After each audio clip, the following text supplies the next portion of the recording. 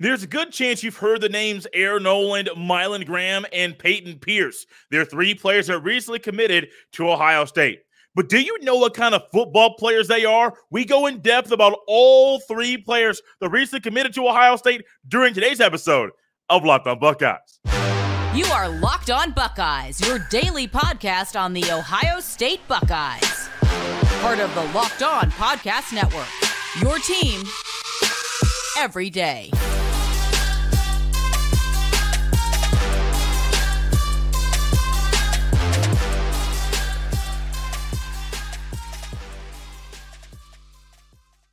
What is up, Buckeye fans? Welcome back to another episode of Locked On Buckeyes for the Locked On Podcast Network. I'm your host, Jay Stevens, also the host of the Jay Stevens Podcast. It is Thursday, April 13th in the year 2023, and I want to thank you for making Locked On Buckeyes your first listen or first watch of every single day. During today's episode, we have John Garcia Jr. joining us once again. He is Locked On's football recruiting insider. John and I go in depth about three Buckeye commitments that came over the past week. Milan Graham, 5-star receiver, 4-star quarterback Air Noland, and 4-star linebacker Payton Pierce. We also get John's prediction about who might be the next player or players to commit to Ohio State, and those might come this weekend, during or even after the spring game. This show is so much fun. John is back. Let's get right into what John has to say about all three of these talented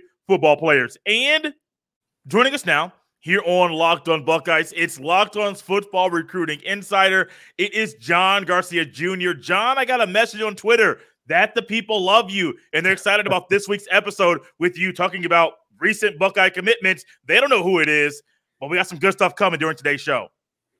Yeah, every time we record, there's a new commitment or two, so got to keep the streak going, of course.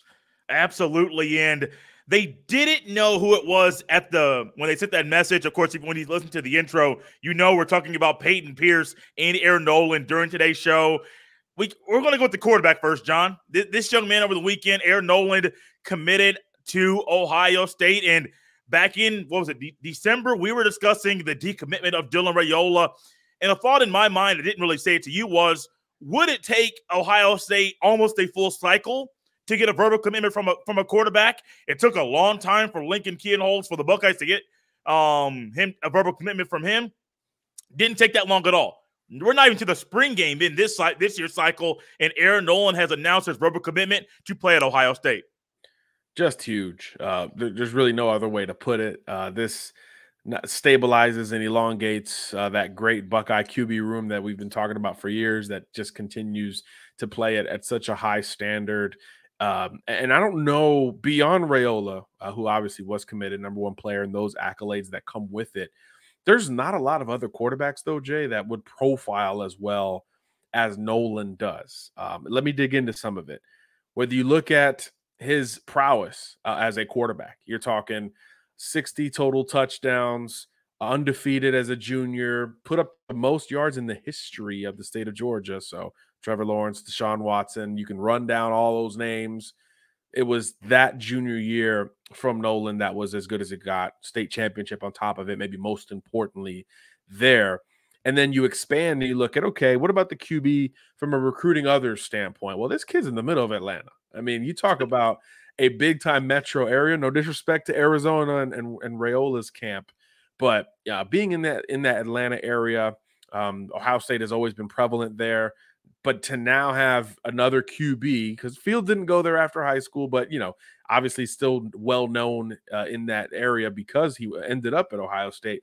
To have another one there, I think is a huge deal. But this time, you're going to get that full benefit of an entire cycle with him as your future QB1. So I do think we're going to see a little bit more Ohio State splash in the Atlanta area and in the state of Georgia in particular. And every single cycle, Jay, big-time recruits in and around the Atlanta area. So I think that's huge from an optical standpoint. And then you watch the tape.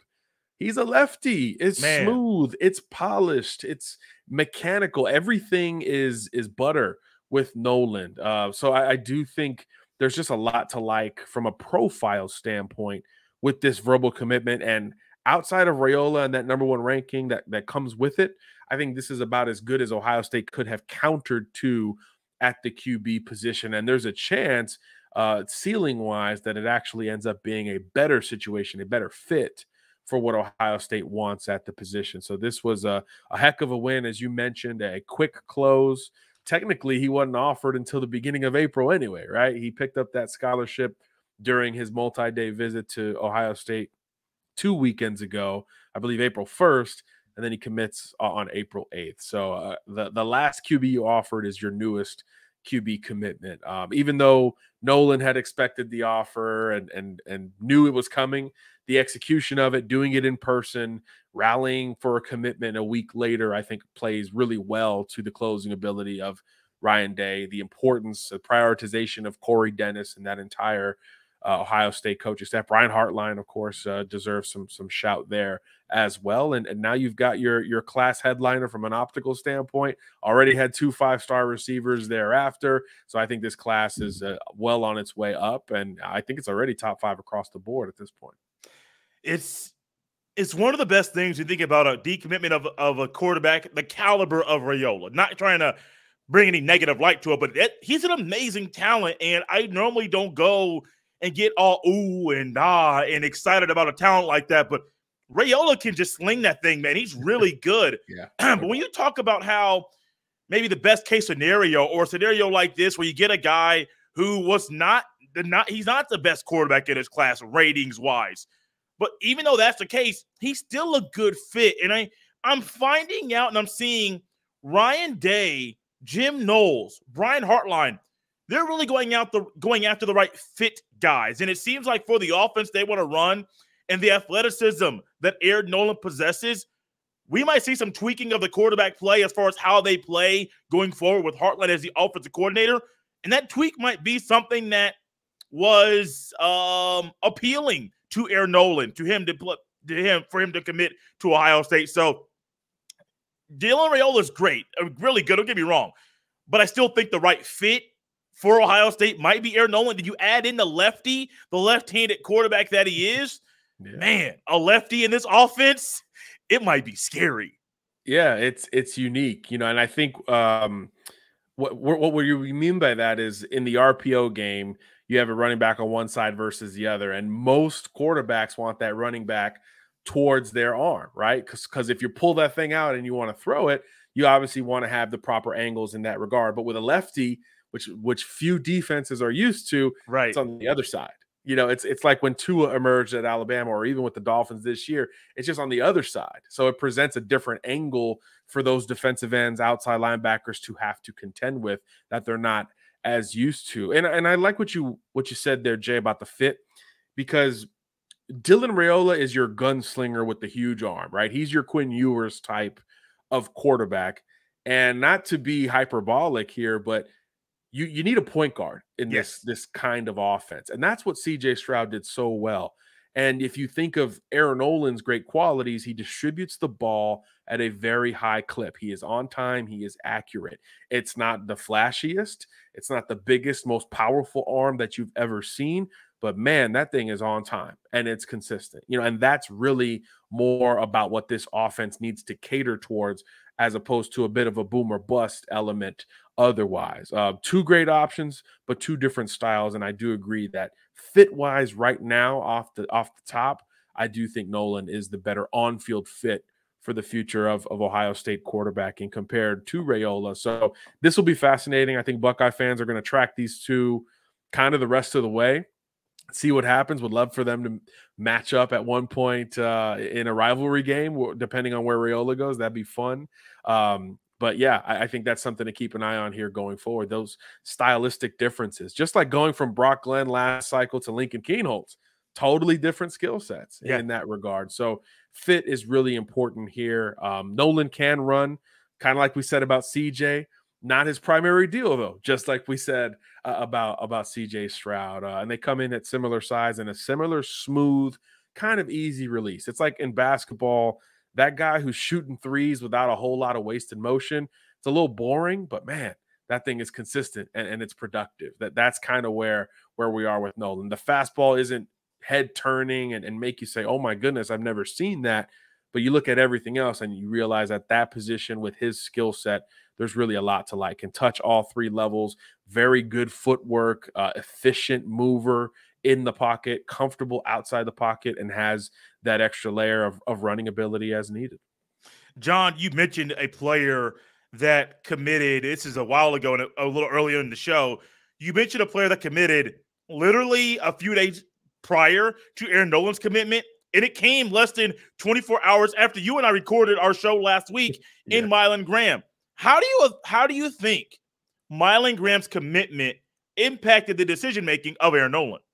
Well, there's only one school that has 2 5-star receivers committed, and it's Ohio State. I know it's a big shock to everyone, but it's Ohio State, with Graham joining, of course, the number 1 receiver in the country, Jeremiah Smith. So if you're a quarterback who specializes in production and pushing the ball down the field and timing, how about a couple of 5-star receivers in your class? Don't even consider all of the 5 stars on that Ohio State roster at receiver, or the number 1 receiver class they signed last cycle on top of this. Just in this cycle, there's no other school that can put that up. So I don't know if it would have changed the destination, but I do think it makes it sweeter for Noland to pick a school that already has almost a full offensive line committed, and 2 of the 3, 4, 5 best receivers in the country already on board, with the pursuit of many others still to be determined. So yeah, it does sweeten the pot a little bit for Ohio State, and you understand it. You understand why this momentum has sort of hit its apex for Ohio State. Not that it's slowing down, but you understand why it's ballooned to this point. You've got a mixture of everything. You're recruiting nationally. You've hit 5 stars. You got your premium position guys starting to come in there at QB, offensive tackle of late there as well. So it's all kind of rounding third for Ohio State in this class of 2024, especially on offense. 8 of the 10 commits on the offensive side of the ball. So you feel really good about the future of that side right now from the OSU standpoint. And you also understand that the defensive commitments are on the way. John, it's been quite a bit of time since the last time you and I talked in depth about Mylan Graham, the type of receiver that he is. If you could just remind everybody, or refresh our memories, or inform us about what type of receiver Mylan Graham is. This is a modern home run threat. Every time he touches it, there's an opportunity here to go the distance, whether he just outruns a DB while the ball is in the air, or a guy who catches it short and then breaks it long. Kind of reminds me a little bit of Jameson Williams, which I know there's maybe the polarization there from the fan base, but in terms of raw torque and twitch, there's a lot to like about Jameson's game, both in high school and certainly at the collegiate level, and now the NFL. Reminds me a little bit of that with Mylan. Just a really twitchy player who can really make things go in a hurry. He's not going to need to catch 100 balls to make that type of impact throughout a season. He could be your deep threat. He could be your counter to the more polished and ready to go Jeremiah Smith, who's your do everything classic wide receiver 1. He's your Marvin Harrison Jr. type, and I think Graham could be more the Jameson Williams, maybe Garrett Wilson type that stretches the field a little bit more. But he's got some polish in there as well. I don't want to pigeonhole him into just one trait, like a Deshaun Jackson type. I think he's got a more well-rounded game, but there's no doubt that his strength is that pure speed, playmaking ability, those instincts to win in the open field. So you get him the football however you can, whether it's a handoff, a bubble screen, a 9-ball, or even in the return game. Oh, so return game. That was actually where I was going to go next. So you do see him being an option either in the kick or punt return game at Ohio State? Yeah, I think of this class so far, I think Graham and Peoples are probably the 2 candidates I would look at to say I could see some kick returning, maybe some punt returning in there. I think with Graham, punt returning might even be more advantageous for him. He's got quick twitch and great linear speed, but he's got quickness on top of it, and those instincts we mentioned as well. So I could see either of them factoring in there early on. That's good to know, because I kind of go in depth at times about my frustration with Ohio State's return game, and you bring in all these guys, and guys coming in, they're looked at as returners or possibility to catch the ball in the kick return game or the punt return game. All of a sudden, maybe the shoe's too big for them, the lights are too bright, I don't know. When they get to Ohio State, the return game and the ability for them just goes out the drain. So I don't know if it's like, protection. I don't know if it's their eyesight. I don't know. So I do like hearing about guys that come in that can possibly do that. And I'm not even saying, John, touchdowns only, like kick return touchdowns or nothing. I understand you need those 30, 40-yard gains to really set your offense up for success. So I think my frustration is more, why are there so many issues with the return game for Ohio State? And so I didn't plan on doing that during today's show, but there you go. Yeah, I think these guys have a lot of value there, and they'll have an opportunity. How do you mix up a room like that? Throw a freshman in there. That's got a lot of expectation. That's always a way to spark a special teams unit or get guys going. So there's no doubt there won't be a shortage of candidates by the time this class is all said and done. That's for sure. There was actually a commitment earlier in the week, and we talked about it briefly on the show. I kind of touched on the impact of this 4-star linebacker from Lovejoy High School, Payton Pierce, in his commitment, but we didn't really go, John, in depth about what he is as a player. Standing at 6'1", 225 pounds, he's a guy that I think may grow an inch. He's going to put on some muscle mass.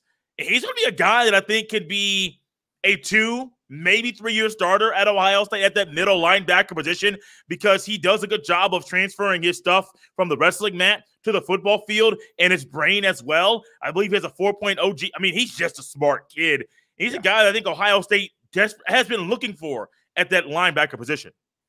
If you were to construct a 4-star, elite middle linebacker recruit, I think it would come out a lot like Payton Pierce. You just mentioned some of the accolades.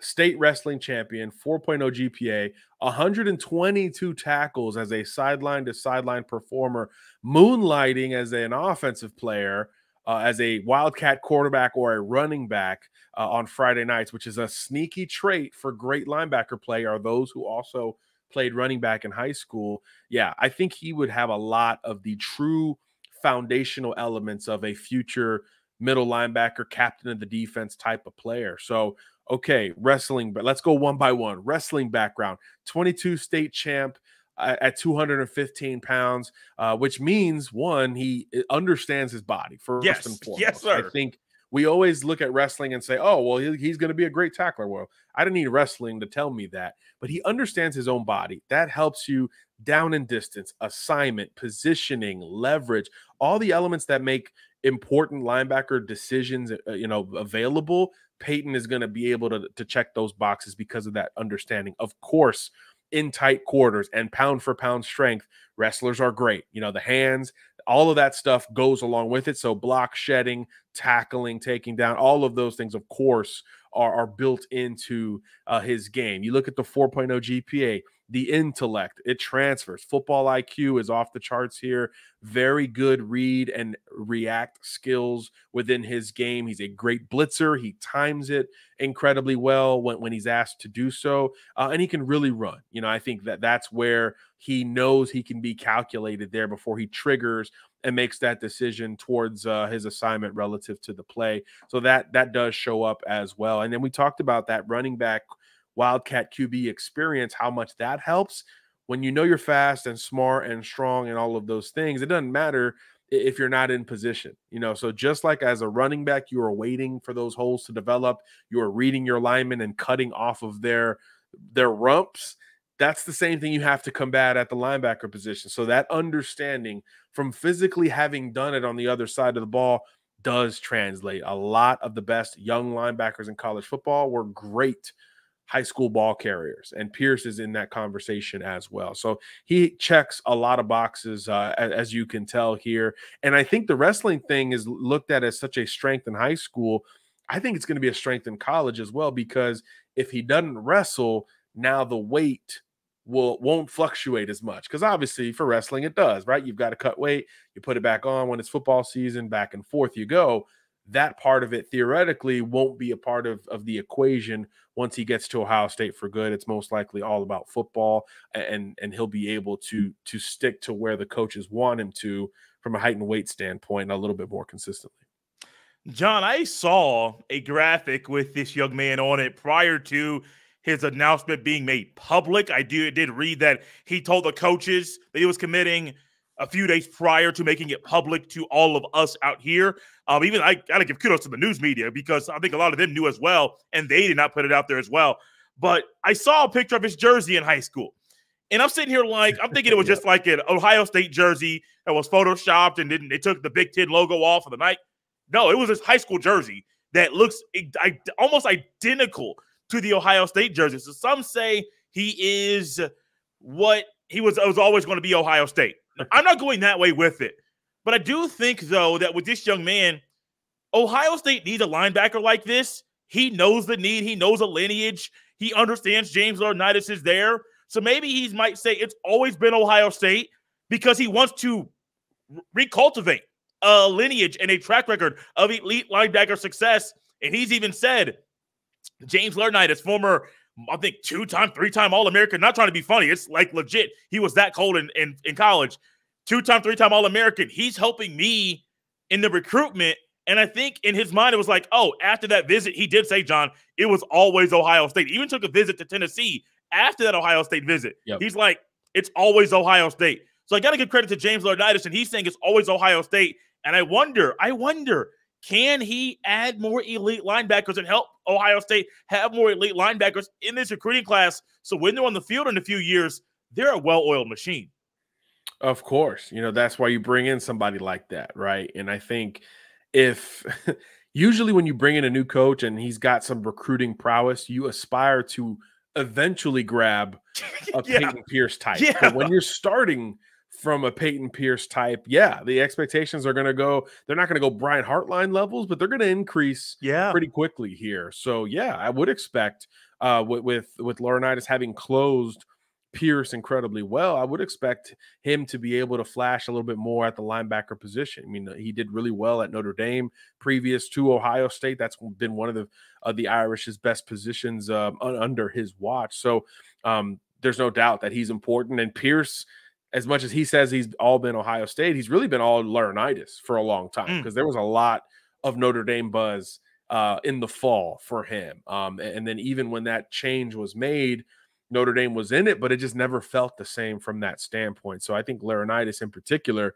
was the clear key to this Payton Pierce recruitment, despite Texas and Oklahoma and Tennessee and others being involved here for a long time. And this wasn't a kid who just now blew up. He's got 40 scholarship offers, which means they were coming in as freshmen and sophomore year and junior year, et cetera. So for Laurinaitis to have just made this switch a couple months back and to have already landed sort of the banner linebacker prospect, I think he's the number 2 linebacker in the country on ESPN. That's a heck of a start. So the expectations are going to go up just a bit for Ohio State linebacker recruiting, and rightfully so. That's exactly where I'm sure James would tell you it needs to be. Last thing with you, John, we did this last week, and I had a little prediction time with you as far as like who do you think the next player to commit to Ohio State will be. We understand the spring game is coming up in just a few days. The guest list for that will be fun, wild. A lot of young players will be there. But John, who do you think the next commitment will come from? Well, I mentioned earlier, 8 offensive players committed, just 2 defensive projections. I'm going to keep it in the state of Ohio and go to the defensive side of the ball. I think the DB combination of Aaron Scott and Bryce West are 2 guys that Buckeye fans need to keep a close eye on. Obviously in-state, one from Springfield, one from Cleveland, Glenville. That's a huge focus this cycle, as you've talked about a lot, Jay. We've already seen Ohio State have a lot of success in their home state, and I think that continues on the defensive side of the ball. I can't go between the 2, Scott or West, but I think an Ohioan is next up. And if I get a third pick, I'd probably go Sam Williams-Dixon. So another Ohioan running back. We talked about after Peoples committed, is there more urgency for another back to join the fold? I think there is. He's going to the spring game as well, as you would imagine. A lot of these semi-local recruits are. So I do think there's going to be a little bit more Ohio flavor on the Ohio State commitment list here going forward. Last thing for you. Didn't think about this when we were talking about Air Noland earlier in the show. Do you think this is a cycle where we could see Ohio State add 2 quarterbacks to this recruiting class? It's possible, certainly. We saw Ohio State offer Noland pretty late in the game. Just again, 11 days ago, he got his scholarship offer. So there are other quarterbacks that, of course, had the Buckeye offer in the fold. We've heard rumors of them trying to flip other quarterbacks like Julian Sayin, the Alabama commitment from California, Dante Reno, the South Carolina commitment from the Northeast. There's a couple QBs that are already committed that are looking at schools, and inevitably when Ohio State gets involved, it's going to be something for you to keep an eye on as a quarterback prospect. So it could depend on the portal. You know, we've got this window opening here in just a little bit, and if there's some fluidity and some movement with this Ohio State quarterback room or elsewhere, I do think the Buckeyes could be in a position to explore it, because college football has taught us a lot. But one of the things at the top is that you could never have enough quarterback depth. And just when you think you got it, you'll lose it. I mean, just look at the Ohio State QB room 1 year ago versus today, totally flipped, right? So, I mean, that's normal for any school, even one at the top of the food chain like OSU. So I would never rule something like that out, especially when you've got your first guy on board this early. If we were already towards the fall or even the winter months, I would say, hey, probably not. I think we kind of see where all the chips have fallen. But at this point, you could allow some potential movement there if you do see a secondary fit. John, it's always fun to have you on the show. If you could let everyone know where they can follow you on Twitter, if they want to keep up with the things going on via recruiting, especially with the spring game going on this weekend, they might want to follow you on Twitter. Where can they do that? Yeah, I'll definitely be tweeting out some Buckeye stuff. John Garcia _JR is where you can find me on all social media. But yeah, mainly Twitter. And guys, you can follow me on Twitter at jstevens07. Send all of your emails to jstevens317. There's a good chance the next time we have John on, we'll be talking about more Buckeye commits, and I can't wait to talk about the verbal commitments that will probably come this weekend the next time we have John on the show. John, thanks for coming on. I really appreciate it. Thanks for having me.